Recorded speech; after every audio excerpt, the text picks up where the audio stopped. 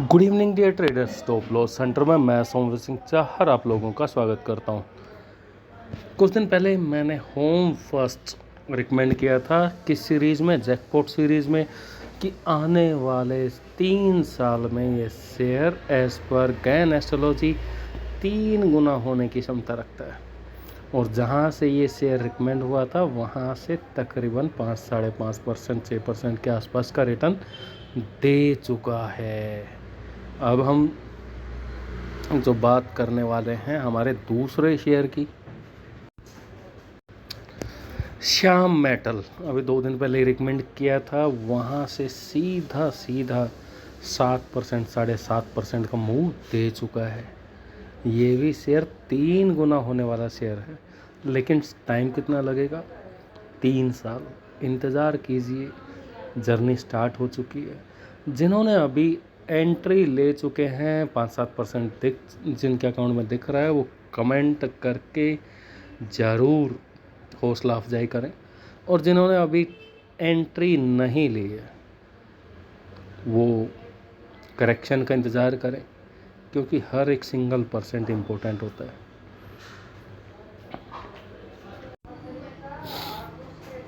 हमारा अगला शेयर था सिगाची।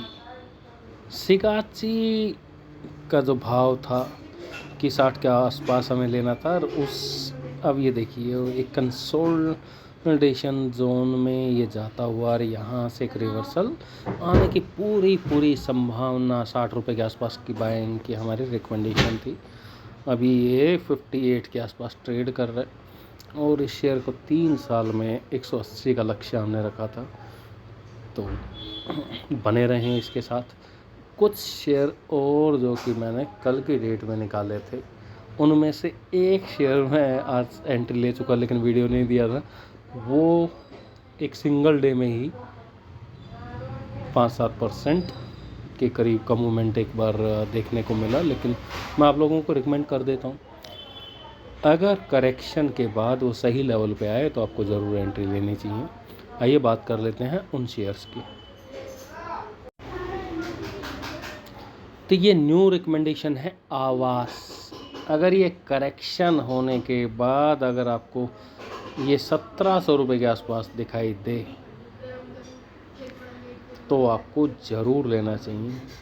इस शेयर में भी 3 गुना होने का क्षमता है एज़ पर गैन एस्ट्रोलॉजी, लेकिन टाइम आपको देना पड़ेगा। बिना टाइम दिए तो कुछ होगा नहीं। दूसरी चीज़, एक कई सारे ट्रेडर्स का एक मन में सवाल होगा कि हर शेयर 3 गुना कैसे हो सकता है? 3 गुना देखो, या तो प्राइस बढ़ेगा, या आपको बोनस शेयर मिला, प्राइस कम हुआ, और बोनस शेयर के बाद में वो चीज़ें आपकी जो इन्वेस्टेड वैल्यू है, वो इन्वेस्टेड वैल्यू अगर यानी इन्वेस्टेड वैल्यू आपकी 3 गुना हो जाएगी, चाहे वो किसी भी रूप में हो। और एस्ट्रोलॉजी के हिसाब से बिल्कुल ये होना चाहिए। तो इसी सीरीज़ में हमारा अगला शेयर क्रेडिट अकाउंट ACC है, और इसमें जो भाव है वो 1000 रुपीज़, 1000 रुपये के आसपास अगर ये आए करेक्शन के बाद तो ज़रूर आपको एंट्री लेनी चाहिए। और टारगेट इसका भी सेम 3 गुना से नीचे कुछ रखना ही नहीं है, ताकि आपके इमोशंस भी आएँ। कितने पे आएंगे? 1.5 गुना होने पे आएंगे, 1 गुना होने पे आएंगे, अरे कम से कम कुछ तो लेके जाओगे। तीसरा शेयर HDFC AMC। इस शेयर के ऊपर आप अपनी नज़र रखिए कभी भी करेक्शन होने के बाद, क्योंकि ये ऑलरेडी 4% के करीब ऊपर जा चुका है। जो 4360 इसका ये वाला पॉइंट था, एक यहाँ से एंट्री बनती थी, जो एक्चुअल एंट्री है वो समहाउ 4180 पर अगर ये आपको मिलता है तो बाय ऑन डिप्स वाली रणनीति के साथ इसको खरीदिए, और इसमें भी आपकी इन्वेस्टेड वैल्यू दोगुने होने के चांसेस हैं 3 साल के अंदर। तो ये थे नए शेयर्स। अब एक चीज़ कि एस्ट्रोलॉजी कैसे पॉइंट टू पॉइंट काम कर लेती है, उसका एक जीता जागता एग्जाम्पल मैं ज़रूर आपको इस वीडियो में दिखाना चाहूँगा। ये देखिए, जब ये आज का इंट्राडे का एज पर एस्ट्रोलॉजी प्रेडिक्शन थी। 2-3 चीज़ें इसमें बड़ी ख़ास हैं, ध्यान से देखना। ये देखिए, मार्केट खुलने से पहले यानी 9:14 पर टाइम क्या था भाई, 9:55 से 10:05 में निफ्टी के अंदर एक्सपेक्टेड ब्रेकआउट होना था। क्या हुआ, आप चार्ट को ज़रूर देखिए। ये देखिए, एग्जैक्ट उसी टाइम पर जब आप उन कैंडल्स को देखेंगे तो एक उन दोनों 3 कैंडल का हाई लो मार्क करेंगे, नीचे की साइड में आपको एक ब्रेकआउट दिखाई दिया और उसके बाद क्या हुआ आप खुद देख लीजिए। सेम ओपनिंग बेल की जो प्रिडिक्शन थी कि भाई ओपनिंग में क्या करना चाहिए, तो वही 9:12 पर मैंने अपडेट किया था कि 25,296 ये वो लेवल है। अगर यहाँ पर जाता है तो आपको एज ए रेजिस्टेंस यानी सेल करके चलना है। और कि ये डेली की तरह कॉमन मैसेज कि भाई सपोर्ट अगर मेंशन है तो आपको बाय करके चलना है, रेजिस्टेंस पे सेल करके चलना है। तो बहुत ही कमाल की चीज़ है एस्ट्रोलॉजी। तो बहाव के साथ आपको चलने का हिम्मत देगी। और स्टेप बाय स्टेप मैंने चीज़ें आप लोगों के साथ शेयर की हैं कि किस तरह के कॉम्बिनेशन जब बनते हैं तो मार्केट किस तरह का रिएक्शन देती है। तो माइनर से माइनर, मेजर से मेजर, हर तरह का मूवमेंट आप कैप्चर कर सकते हैं। अभी कुछ दिन पहले एक फ़ोल्डर बनाया था मैंने जैकपॉट के नाम से। उसमें जितने भी इन्वेस्टिंग वाले स्टॉक मैं रिकमेंड करता हूँ, इस सीरीज़ में 111 शेयर्स मैं रिकमेंड करूँगा, जिसमें से ऑलरेडी 6 शेयर्स हो चुके हैं पहले से ही। तो जब कोई वीडियो आएगा तो इन्होंने कैसा परफॉर्म किया वो हम ज़रूर बात करेंगे। क्योंकि मेरा नेचर ऐसा नहीं है कि कोई भी उठा के बता दिया नहीं भाई ये शेयर आपको करोड़पति बना देंगे, ये होगा। हाँ, ऐसा बिल्कुल नहीं है भाई। दूध का दूध, पानी का पानी, जो प्रेडिक्शन दी है वो आपके सामने एडवांस प्रेडिक्शंस हैं शेयर्स के नाम। आप उन डेट्स में उस वीडियो को देखिए, आप प्राइस एक्शन देखिए। और प्राइस एक्शन बेस्ड भी मैंने चीज़ें एक स्ट्रेटजी दी थी।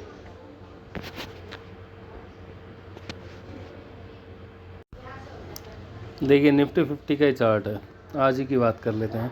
ये स्ट्रेटजी दी गई थी कि भाई ये एक रेड कैंडल है, ये एक रेड कैंडल है, बीच में 2 ग्रीन है। बहुत सिंपल कॉन्सेप्ट है कि जब दोनों ही रेड कैंडल यानी जो आउटर साइड की कैंडल कलर जो होगा उसी तरह की एंट्री अगर आप देखेंगे और बीच में होनी चाहिए उसके अपोजिट, तो ये देखिए जीता जागता एग्जाम्पल। ये स्ट्रेटजी कब शेयर की थी, 2 दिन पहले कि यानी बहुत सिंपल। यहाँ पर आपको एंट्री मिलती है सेल की 25,167। उसके बाद जिस तरह का फॉर्मेशन होता है उसी तरह की चीज़ें आप ज़रूर इसमें ये रखेंगे। अगर आप 10:30 के आसपास का भी देखेंगे तो यहाँ से भी एक सेल का ही मोमेंटम मिला। ये देखिए, ये एक रेड कैंडल है, फिर 2 ग्रीन, फिर एक रेड कैंडल। नेक्स्ट कैंडल ने खैर तोड़ा, नहीं तोड़ता तो हमारी एंट्री यहीं से बन जाती। तो आपको आपकी एंट्री के लिए ज़रूर बैठना चाहिए। तो इसी तरह की जानकारियाँ, स्ट्रेटजीज़ मैं आप लोगों के साथ शेयर करता रहूँगा और बने रहें चैनल के साथ। आने वाले दिनों में कुछ ना कुछ बढ़िया ही आप लोगों के साथ में शेयर करूँगा।